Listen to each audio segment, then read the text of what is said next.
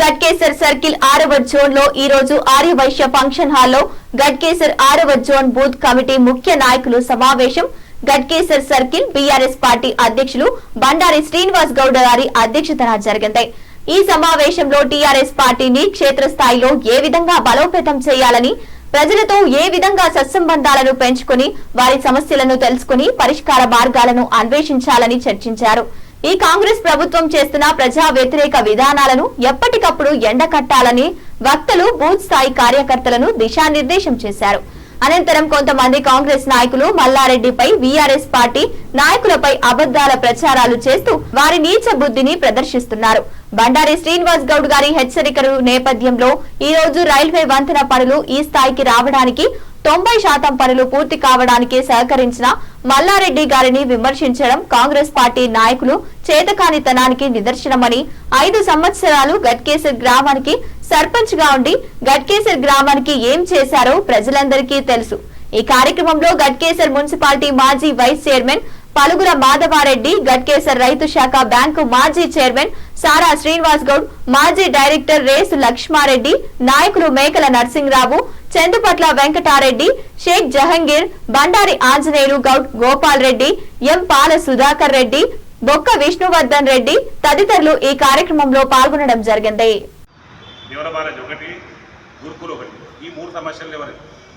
ఏదైనా ఎలక్షన్ వచ్చిందంటే మీటింగ్ పెట్టాలి, ఏదో చేయాలి. ఎలక్షన్ అయిపోయాక మళ్ళీ 5 ఏళ్ళు కరవాడుకుంటూ పోతుంది.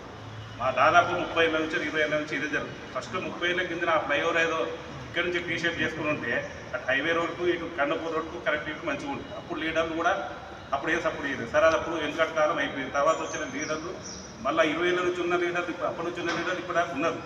వాళ్ళు కూడా ఏం చేశారు, 20 ఏళ్ళ కింద బ్రిడ్జ్ స్టార్ట్ అయింది, దీక్ష చేసారు. ఒకసారి దీక్ష చేస్తారు, ఒక 2 రోజులు ఒక రోజు చేస్తారు, మళ్ళీ దాన్ని ఇష్టపెడతారు. అట్లా ఇప్పుడు దాదాపుగా 20 ఏళ్ళ నుంచి అదే పరిస్థితి కొనసాగింది. ఈ 20 ఏళ్ళ నుంచి 15 ఏళ్ళు మేము వచ్చి 5 ఏళ్ళు అవుతుంది. మా పాలగారు వచ్చి 5 ఏళ్ళు అవుతుంది. మేము రాకముందు బ్రిడ్జ్ సమస్య, బ్రిడ్జ్ సంగతి ఏముందంటే, ఎందుకంటే గేట్ యూతలు చైర్మన్ వైస్ చైర్మన్ అని చెప్పి మాత్రమే మా దగ్గర కౌన్సిలర్లు ఉన్నారు, అందరు ఉన్నారు. కానీ మేము వచ్చినాక ఏంది 10% నుంచి 15% మధ్యలో బ్రిడ్జ్ ఒక 2 పిల్లర్లు ఒక స్లాబ్ ఏమో అక్కడ జరిగింది. తర్వాత మేము వచ్చిన 5 ఏళ్ళరా అరే 2 ఏళ్ళు కరోనా వచ్చి మేము ఏం చేయలేకపోయినా 2 ఏళ్ళు మేము దాని దృష్టి ఎంత చేసినా కాలేదు. తర్వాత మల్లారెడ్డి దగ్గర పోయినప్పుడు ఎలక్షన్స్ వస్తున్నాయి. వాస్తవానికి మల్లారెడ్డి ఎలక్షన్ కూడా వస్తున్నాయి. ఆ బండాసీనాన్న కానీ మా కౌన్సిలర్లు కానీ అందరం కలిసిపోయి ఒకవేళ ఈ బ్రిడ్జ్ చేయలేకపోతే మేము నిజంగా చెప్పాలంటే మేము వైస్ చైర్మన్ చైర్మన్ ఉంటే అందరూ పోయి కాబట్టి మేము ఇప్పుడు ముందు కూడా వేసినాం. చాలా ఇబ్బంది అవుతుంది. మేము అయితే పోయి ఓట్లు అడగలేని పరిస్థితి కూడా ఉంది.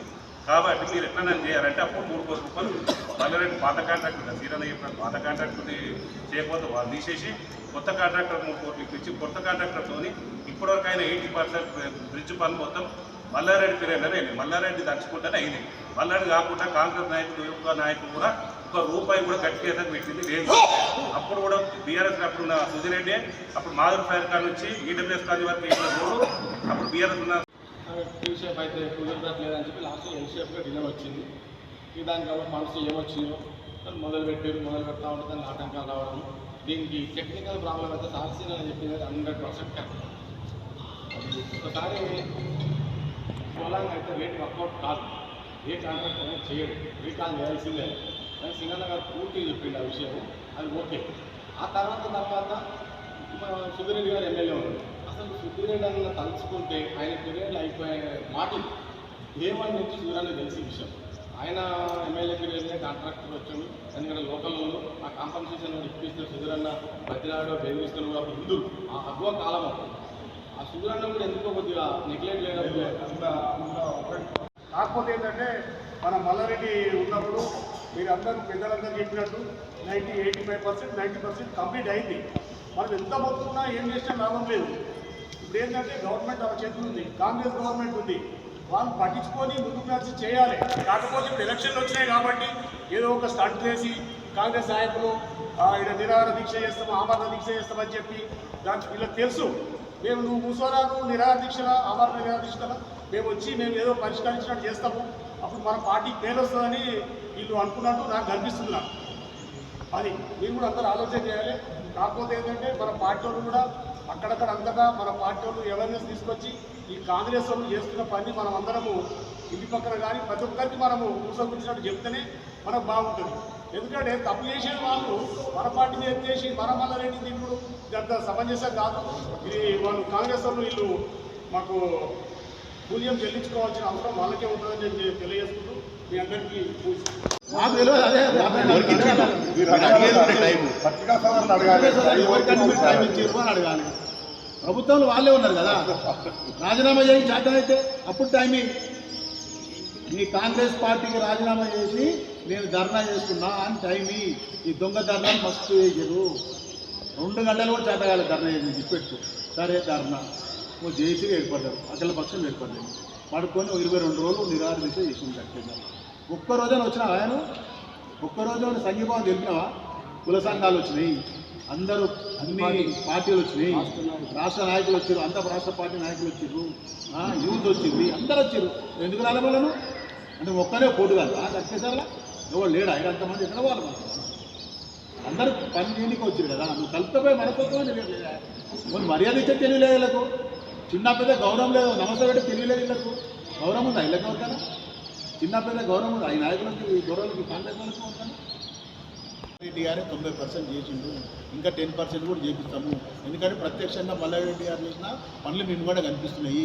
మీ గుళ్ళకు డబ్బులు ఇచ్చిండు, మీ మధ్యలకు డబ్బులు ఇచ్చిండు, మీ చర్చిలకు డబ్బులు ఇచ్చిండు, మీకు రోడ్లు వేపించిండు, అన్ని పనులు చేసిండు. వ్యక్తిగతంగా హాస్పిటల్లో పడితే కూడా మీకు ట్రీట్మెంట్ చేసిండు. ఎవరైతే ఇప్పుడు కాంగ్రెస్ పార్టీలో పోయిన వాళ్ళ ప్రాణాలు కాపాడింటారు, వాళ్ళ ప్రాణాలు కాపాడి వాళ్ళ కుటుంబాల ప్రాణాలు ఇప్పుడే కాపాడుతున్నారు. దయచేసి రోడ్డు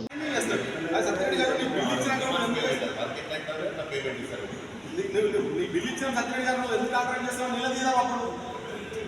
అప్పుడు మొన్న నెల 2 నెలల కింద కూడా వజ్రశాల దగ్గర తోలుకోపోయాడు. మరి చేస్తలేడు, వజ్రశాల బిల్లు ఇప్పిస్తలేడు. అది ఎందుకు తోలుకోపోయారు? మీరు అందరు కలిసి సత్యరెడ్డిని మల్లారెడ్డి దగ్గర తీసుకుపోయారు కదా. అవును, దాని తెల్లారి వీళ్ళందరూ పోయి పట్టి మాట్లాడిండు. టోకన్ వచ్చింది, వారం రోజుల